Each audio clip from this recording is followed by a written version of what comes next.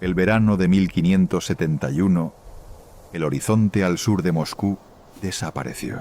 No detrás de nubes, no detrás de la noche, desapareció detrás de 120.000 jinetes mongoles que avanzaban en una columna tan vasta que tardaba horas en pasar por un mismo punto. El suelo temblaba. Los pájaros habían huido días antes, y en las aldeas del camino, la gente no corría a buscar armas, corría a buscar a sus hijos.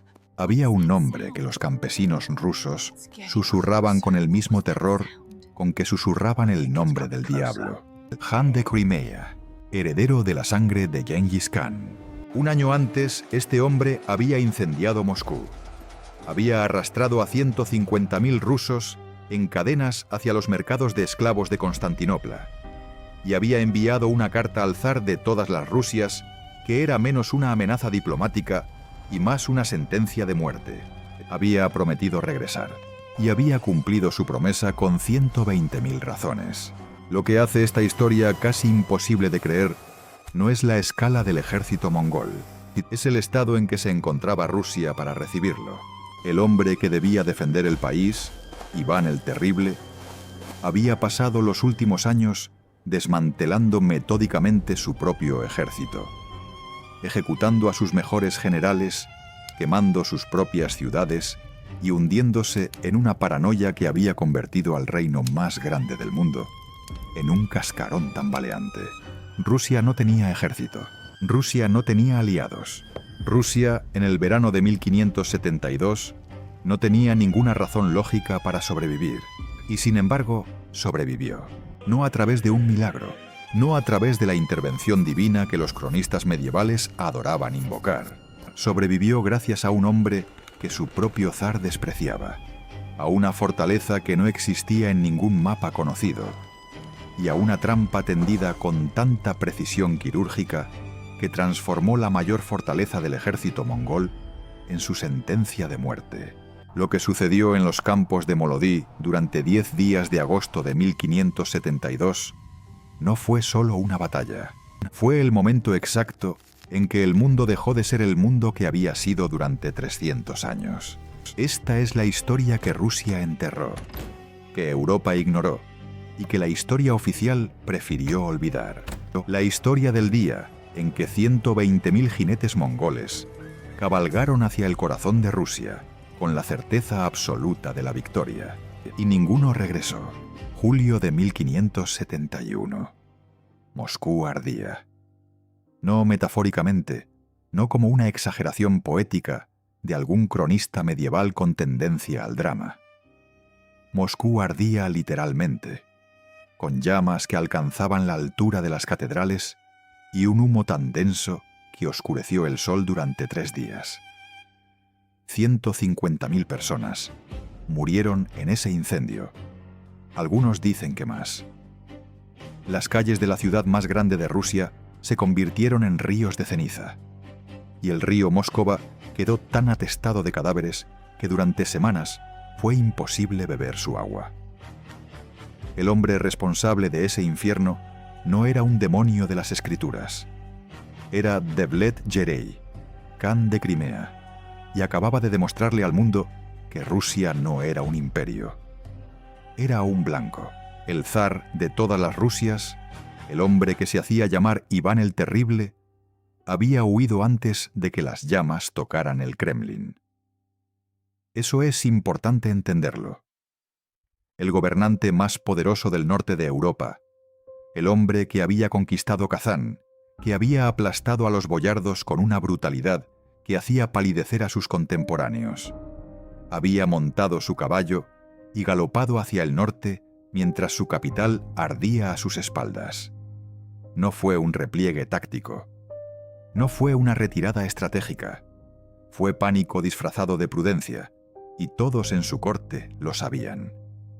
La imagen del zar huyendo mientras Moscú moría lo perseguiría durante el año siguiente como una sombra que ninguna victoria futura podría borrar. Pero Devlet Yerei no había venido solo a quemar, había venido a humillar, y lo había logrado con una precisión casi artística.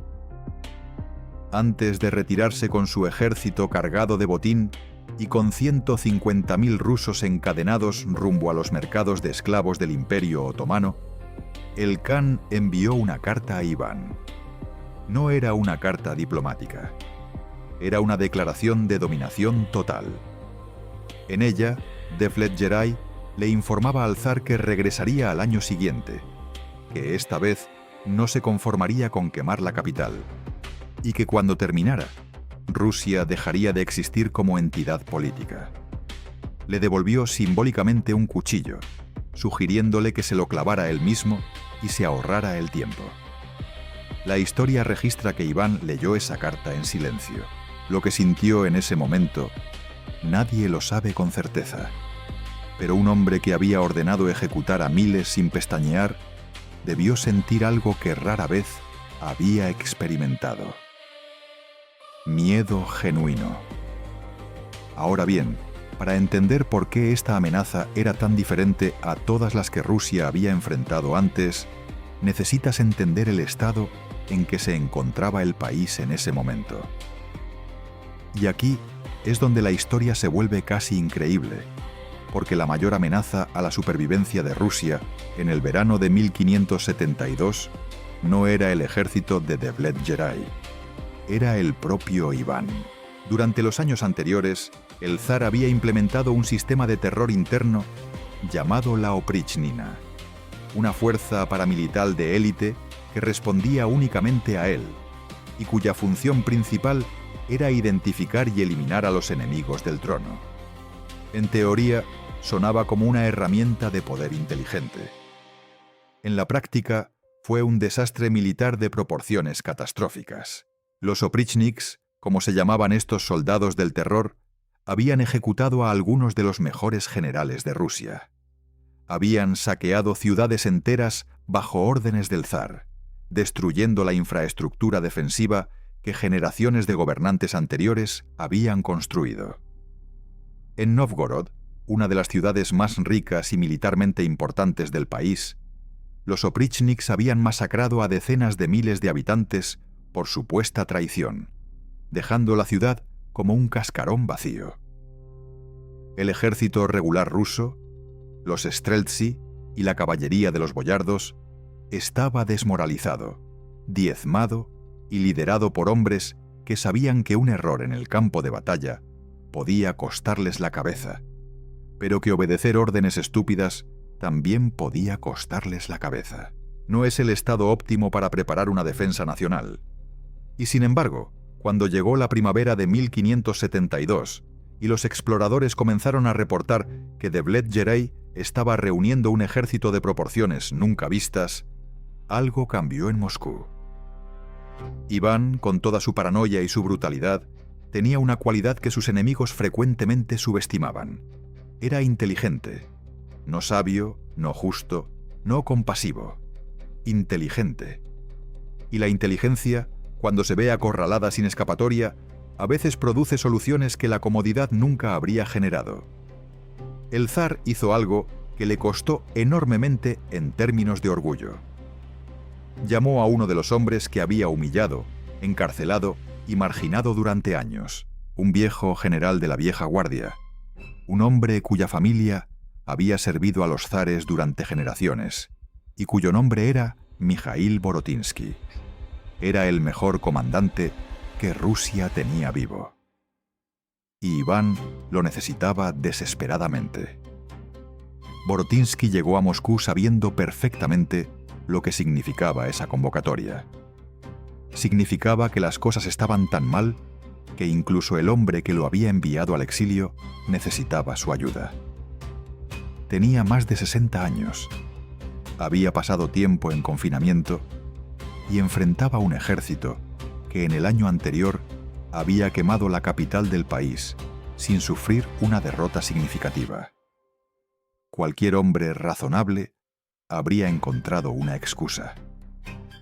Borotinsky aceptó, porque entendía algo que Iván, en su paranoia, había olvidado: que había cosas peores que servir a un zar ingrato. Una de ellas era vivir bajo el yugo del Khan de Crimea, y otra, quizás la peor de todas, era no intentarlo. Para entender lo que Borotinsky enfrentaba, necesitas olvidar por un momento todo lo que crees saber sobre la guerra medieval. Olvida los castillos, los caballeros con armadura pesada, los asedios interminables y las batallas campales donde dos ejércitos se miraban a los ojos antes de chocar. El ejército del Kanato de Crimea no peleaba así. Nunca había peleado así. Sus tácticas venían de una tradición militar que tenía más de 300 años de perfeccionamiento continuo. Una herencia directa del hombre que había conquistado más territorio que ningún otro ser humano en la historia de la humanidad. Gengis Khan. Y esa herencia no era un mito romántico, era un sistema operativo de guerra tan refinado y tan brutal que los mejores estrategas de Europa todavía no habían encontrado una respuesta efectiva. El Kanato de Crimea era, en términos modernos, una potencia militar de primera línea disfrazada de estado feudal periférico. Fundado en el siglo XV como fragmento del desintegrado imperio mongol, había sobrevivido y prosperado donde otros kanatos habían caído absorbidos o destruidos por sus vecinos. La razón de esa supervivencia era simple.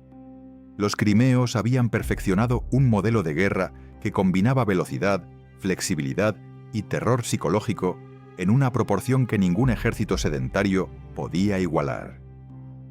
No construían fortalezas porque no las necesitaban, no dependían de líneas de suministro largas porque vivían del territorio que atravesaban. No necesitaban ganar batallas campales porque raramente se detenían el tiempo suficiente para que el enemigo pudiera presentarles una. Se movían, golpeaban, desaparecían y volvían a golpear. El núcleo del poder militar crimeo era su caballería ligera. Y aquí es donde la historia se vuelve fascinante en un nivel casi técnico. Cada jinete mongol llegaba a la batalla con entre 3 y 5 caballos de reserva, lo que significaba que podía cubrir distancias que dejaban atónitos a los observadores europeos. Un ejército crimeo podía moverse hasta 80 kilómetros por día en terreno favorable, un ritmo que triplicaba o cuadruplicaba la velocidad de marcha de cualquier ejército europeo convencional. Eso no era solo una ventaja táctica, era una ventaja estratégica total, porque significaba que cuando un gobernante recibía la noticia de que el Khan se aproximaba, el Khan ya estaba a 2 días de distancia. El tiempo de reacción simplemente no existía. Pero la velocidad era solo la mitad del sistema. La otra mitad era el arco compuesto mongol, una pieza de ingeniería que los historiadores militares modernos siguen estudiando con admiración. Fabricado con capas de madera, hueso y tendón animal pegadas bajo tensión, este arco tenía un alcance efectivo de más de 200 metros y una velocidad de disparo que permitía a un jinete experimentado soltar entre 8 y 10 flechas por minuto mientras galopaba a plena velocidad. Piénsalo un momento, 8 flechas por minuto, desde la silla de un caballo al galope, con precisión suficiente para ser militarmente efectivo. Eso no es un soldado. Eso es un sistema de armas móvil. La táctica que los ejércitos mongoles y sus herederos crimeos habían perfeccionado se llamaba caracol, aunque los europeos le daban distintos nombres según donde la sufrían. El principio era devastadoramente simple. La caballería atacaba en oleadas, lanzaba una lluvia de flechas sobre el enemigo y antes de que éste pudiera contraatacar efectivamente, se retiraba. Si el enemigo perseguía, lo atraían hacia una emboscada preparada con antelación. Si el enemigo no perseguía, volvían a atacar. Si el enemigo formaba una línea defensiva, la flanqueaban. No había respuesta correcta, porque el sistema estaba diseñado para que todas las respuestas fueran incorrectas. Los ejércitos europeos que habían intentado cargar contra la caballería crimea habían acabado dispersados y masacrados en campo abierto. Los que habían intentado mantenerse en formación defensiva habían sido diezmados lentamente por las flechas sin poder responder. Era un dilema sin solución aparente. El historial de Devlet Geray en particular era el tipo de currículum que mantiene despiertos a los estrategas militares.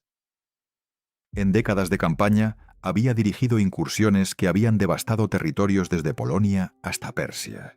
Había derrotado a ejércitos rusos en múltiples ocasiones. Había capturado y vendido como esclavos a más de 1 millón de personas en el transcurso de su reinado. Y había demostrado en 1571 que incluso la capital de Rusia no era un obstáculo real para sus fuerzas. No era un líder afortunado. Era un profesional de la guerra con décadas de experiencia, respaldado por una maquinaria militar que había sido optimizada durante generaciones. Cuando decía que volvería a destruir Rusia, no era una fanfarronada. Era una evaluación técnica. Y aquí es donde quiero que te detengas un momento y pienses en la situación desde la perspectiva de Borotinsky en la primavera de 1572. Tiene un ejército debilitado por años de purgas internas. Tiene un zar que desconfía de él y que podría ordenar su ejecución si el resultado no es perfecto. Tiene enfrente a 120.000 jinetes mongoles, liderados por el comandante más exitoso de su generación. Y tiene que encontrar una forma de ganar. No de sobrevivir, no de negociar. De ganar, porque Devlet Geray había dejado muy claro que esta vez no había términos de rendición sobre la mesa. Había venido a borrar Rusia del mapa. Lo que Borotinsky necesitaba no era un ejército más grande. Necesitaba una idea completamente diferente sobre cómo se podía ganar una guerra. Hay una paradoja en el corazón de esta historia que ningún cronista de la época se atrevió a escribir con claridad, pero que los historiadores modernos han tenido que reconocer con cierta incomodidad. El hombre que casi destruyó Rusia desde adentro y el hombre que tuvo que salvarla desde afuera eran la misma persona. Iván el Terrible no era simplemente un tirano incompetente que había tenido mala suerte. Era un gobernante de inteligencia genuina y visión estratégica real, que en algún punto de su reinado cruzó una línea desde la que no había regreso y arrastró a su país consigo. Para entender cómo Rusia llegó tan vulnerable al verano de 1572, necesitas entender a Iván. No al monstruo de las leyendas, al hombre. Iván el IV, gran príncipe de Moscú y primer zar de todas las Rusias, había tomado el poder formal a los 16 años después de una infancia que habría quebrado a la mayoría de los adultos. Su padre murió cuando tenía 3 años. Su madre fue probablemente envenenada por los boyardos cuando tenía 8. Y durante los años siguientes fue básicamente un rehén ornamental en su propio palacio, mientras las familias nobles más poderosas del país se disputaban el control del trono con una brutalidad que el niño observaba desde las sombras. Aprendió muy pronto que el poder era una cuestión de supervivencia, que la confianza era un lujo mortal y que los hombres que sonreían más ampliamente eran frecuentemente los más peligrosos. Era una educación terrible. También era una educación que producía cierto tipo de gobernante con mucha eficiencia. En sus primeros años como zar, Iván demostró ser exactamente el tipo de líder que Rusia necesitaba. Reformó el sistema legal, reorganizó el ejército, estableció relaciones comerciales con Inglaterra y conquistó el Kanato de Kazán en 1552. Una victoria que expandió el territorio ruso de manera dramática y que se celebró como el triunfo más grande de la historia moscovita hasta ese momento. Era ambicioso, era cruel cuando la situación lo requería, pero también era estratégicamente coherente. Los historiadores que estudian este periodo hablan de 2 Ivanes distintos: el reformador competente de los primeros años y el paranoico destructivo de los últimos. El problema es identificar exactamente cuándo uno se convirtió en el otro. porque la transición fue gradual y tuvo una causa específica. En 1563 murió la primera esposa de Iván, Anastasia Romanova. Iván estaba convencido, sin pruebas sólidas, de que había sido envenenada por los boyardos. La investigación forense moderna, irónicamente, encontró niveles elevados de mercurio y plomo en sus restos, lo que sugiere que la sospecha de Iván no era completamente descabellada. Pero lo que importa no es si tenía razón.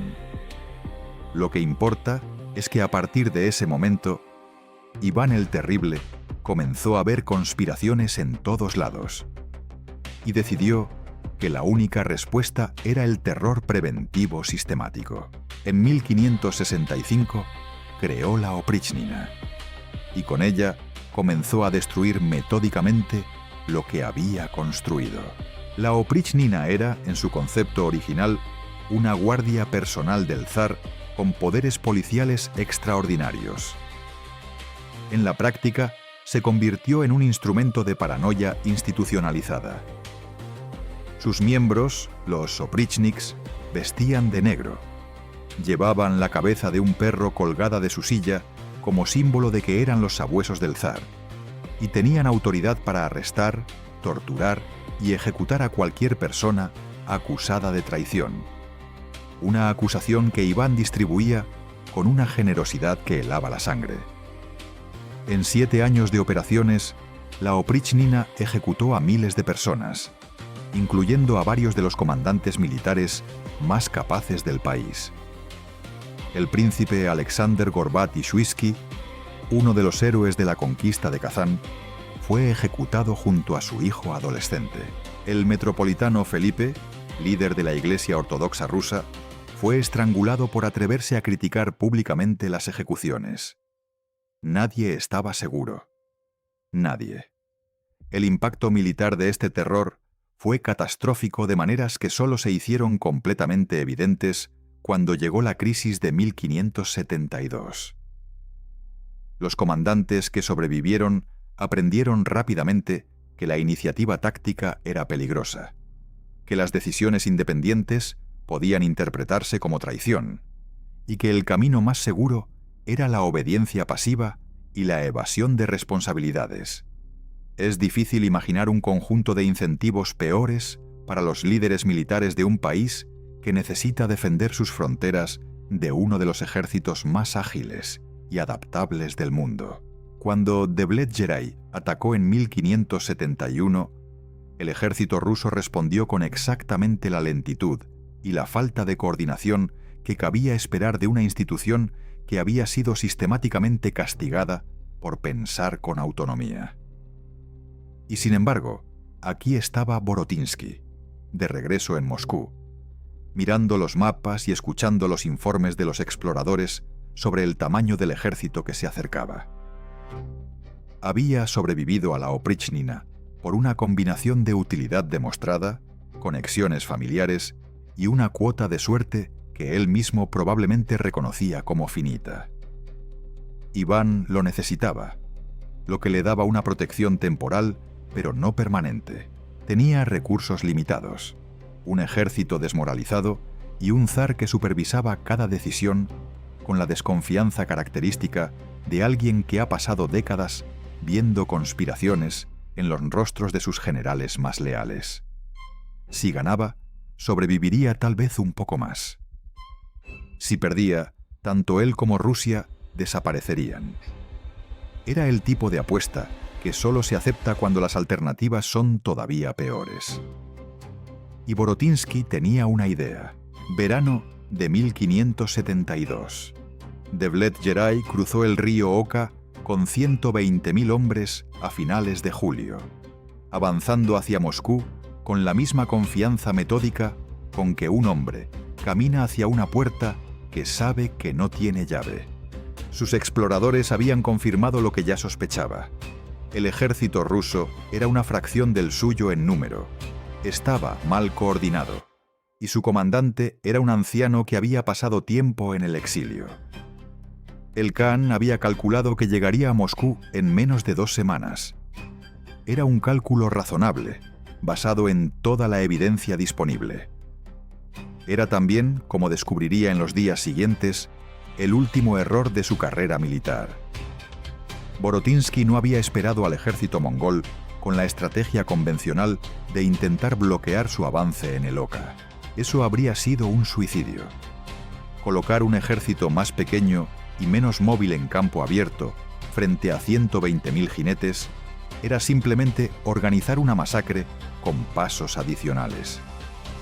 En cambio, había elegido el terreno con una precisión que solo es posible cuando conoces cada colina, cada río y cada bosque del país que defiendes.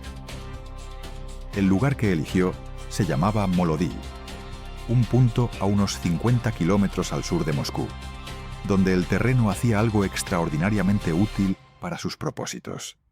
Canalizaba el avance de cualquier ejército que viniera del sur hacia un corredor relativamente estrecho, con flancos boscosos que limitaban la capacidad de maniobra de la caballería. Era exactamente el tipo de terreno que neutralizaba la mayor ventaja mongola, que era su capacidad de envolver y flanquear a sus enemigos con velocidad.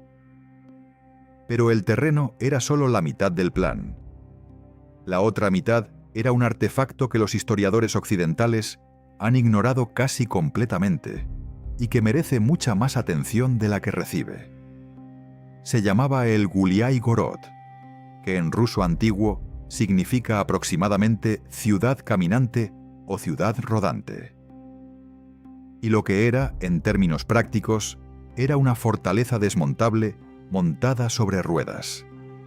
Imagina paneles de madera gruesa, algunos reforzados con metal, montados sobre plataformas con ruedas que podían ser arrastradas por caballos y ensambladas rápidamente en cualquier configuración que el terreno requiriera. Los paneles tenían troneras para arcabuces y cañones pequeños, y el conjunto podía formar un rectángulo defensivo cerrado que ofrecía a la infantería rusa una protección real contra las flechas mongolas. No era un castillo. Era algo más útil que un castillo. Era un castillo que podías llevar contigo. El concepto no era completamente nuevo en la tradición militar rusa, pero Borotínsky lo había refinado y ampliado hasta convertirlo en el núcleo de toda su estrategia. El plan era el siguiente. El Guliay Gorod se colocaría en el corredor de Molodí, con los flancos protegidos por el terreno boscoso. Dentro del perímetro de madera, la infantería rusa con sus arcabuces y artillería esperaría a que la caballería mongola atacara. Cuando el ataque llegara, encontraría no a soldados expuestos en campo abierto, sino a un muro de madera desde el que llovería fuego. Y cuando los mongoles se retiraran, confundidos y con bajas, la caballería rusa saldría del perímetro para perseguirlos, antes de retirarse de nuevo al refugio del Guliay Gorod cuando el siguiente ataque se organizara. Era un sistema que alternaba defensa estática y contraataque móvil de una manera que los mongoles nunca habían enfrentado antes.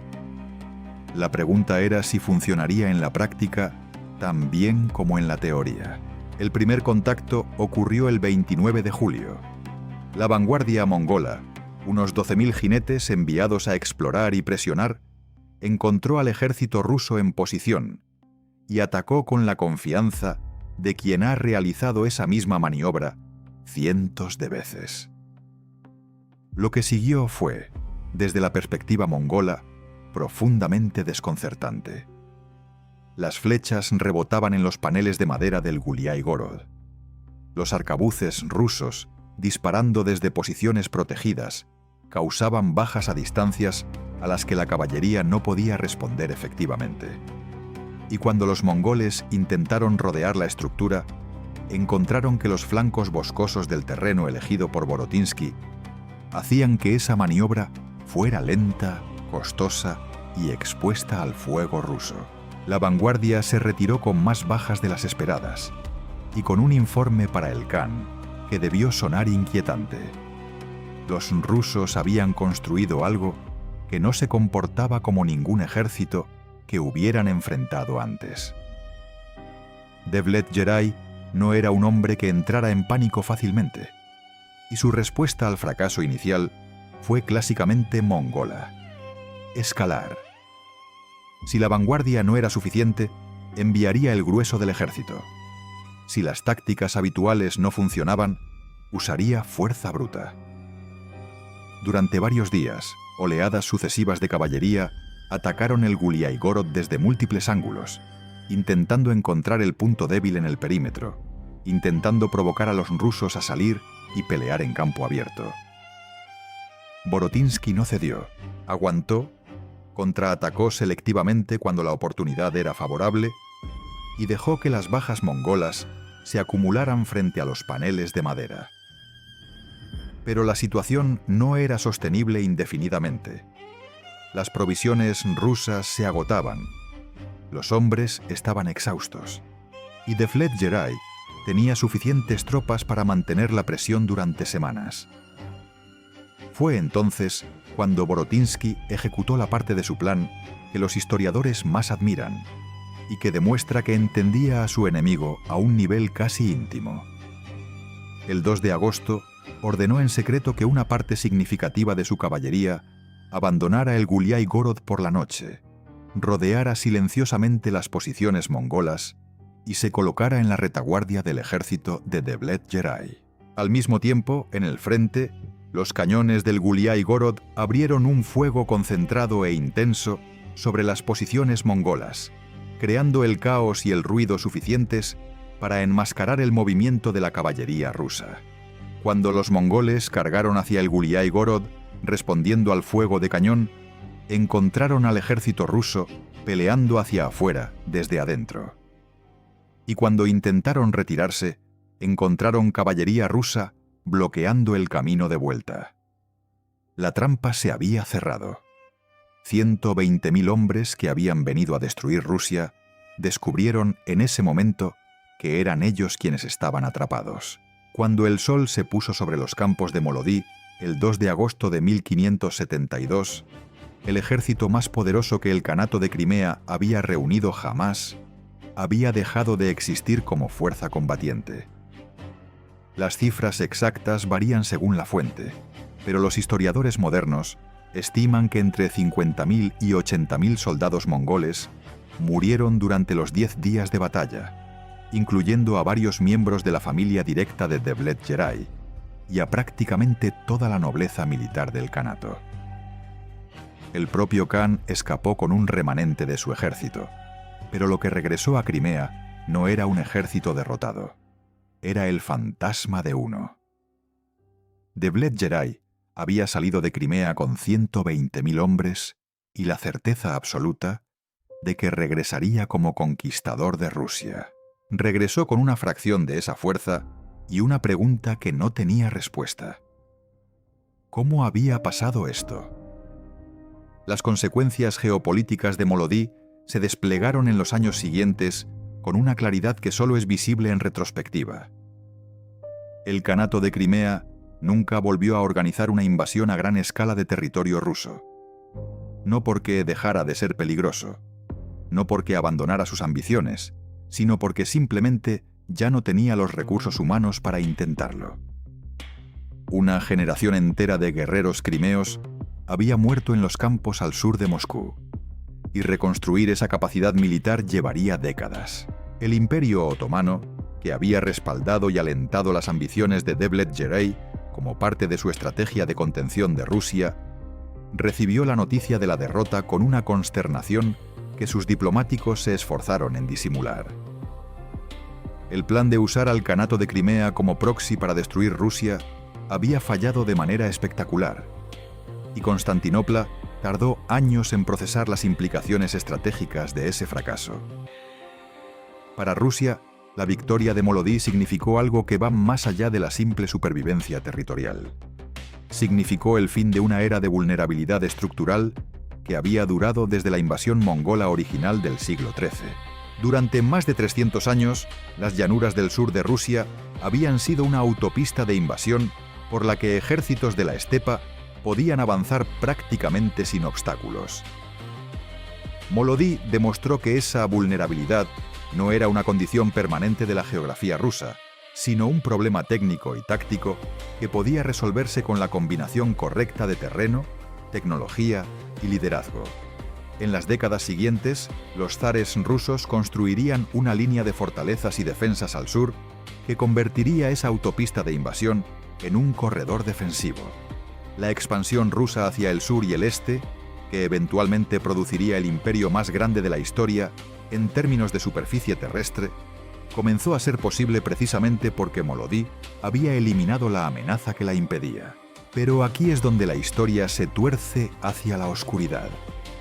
Porque lo que le sucedió a Mikhail Borotinsky después de salvar a Rusia es uno de esos episodios que hacen que la historia resulte genuinamente difícil de soportar. En 1573, menos de un año después de su victoria en Molodí, Borotinsky fue arrestado bajo acusaciones de brujería. La acusación específica, registrada en los documentos de la época con una frialdad burocrática que resulta perturbadora, era que había intentado hechizar al zar usando métodos mágicos enseñados por su propio siervo. El proceso fue breve. La tortura fue extensa. Borotinsky murió durante o inmediatamente después de los interrogatorios, probablemente en el verano de 1573, sin haber llegado a ningún juicio formal. El hombre que había salvado Rusia de la destrucción total fue asesinado por el mismo zar que había dependido de él para sobrevivir. Iván el Terrible, fiel a su carácter, encontró una manera de convertir su mayor victoria en una tragedia personal para el hombre que la había hecho posible. Y entonces vino el olvido. Este es quizás el aspecto más extraño de toda la historia. La batalla de Molodí, que con cualquier criterio objetivo debería ocupar un lugar central en la historia militar rusa, junto a Borodino o Stalingrado, fue sistemáticamente marginada de la memoria colectiva durante siglos. Las razones son múltiples y se superponen de maneras complicadas. La ejecución de Borotinsky hizo políticamente incómodo celebrar su victoria. Los cronistas de la corte de Iván tenían incentivos poderosos para no destacar una batalla en la que el papel del zar había sido, en el mejor de los casos, el de un observador ansioso desde lejos. Y la propia naturaleza de la Oprichnina, con su destrucción sistemática de registros y memorias inconvenientes, contribuyó a enterrar una historia que hacía quedar mal a demasiada gente importante. El resultado fue que una de las batallas más decisivas de la historia europea quedó reducida a una nota al pie en la mayoría de los libros de texto, cuando aparece. Piensa por un momento en lo que habría pasado si Borotinsky hubiera perdido. Si el Guliái-Gorod hubiera fallado. Si el terreno de Molodí no hubiera canalizado a la caballería mongola de la manera que él anticipó. Si la maniobra nocturna de su caballería hubiera sido detectada antes de cerrarse la trampa. Moscú habría caído por segunda vez en 2 años, pero esta vez sin posibilidad de reconstrucción. El Kanato de Crimea, respaldado por el Imperio Otomano, habría establecido un control permanente sobre las llanuras rusas. La expansión rusa hacia Siberia y el Pacífico, que cambió la geografía política del mundo, nunca habría ocurrido. El equilibrio de poder en Europa Oriental habría sido radicalmente diferente durante siglos. Todo eso estuvo suspendido durante 10 días de agosto, sobre un campo al sur de Moscú, decidido en última instancia por paneles de madera sobre ruedas y un general anciano que su propio zar despreciaba. Esa es la lección que Molodí tiene para ofrecer, y es más útil que cualquier lección sobre estrategia militar o geopolítica medieval. Las victorias que cambian el mundo rara vez llegan de donde se espera. Rusia no se salvó gracias a un ejército más grande, ni a una alianza más poderosa, ni a un milagro de las crónicas religiosas. Se salvó gracias a un hombre que entendía a su enemigo mejor que el enemigo se entendía a sí mismo, que usó el terreno como arma, que convirtió la debilidad en trampa, y que pagó por su ingenio con su propia vida. Si hay algo que vale la pena recordar de esta historia, no es la victoria, es que fue posible, y que la persona que la hizo posible murió sin que nadie lo recordara, hasta ahora.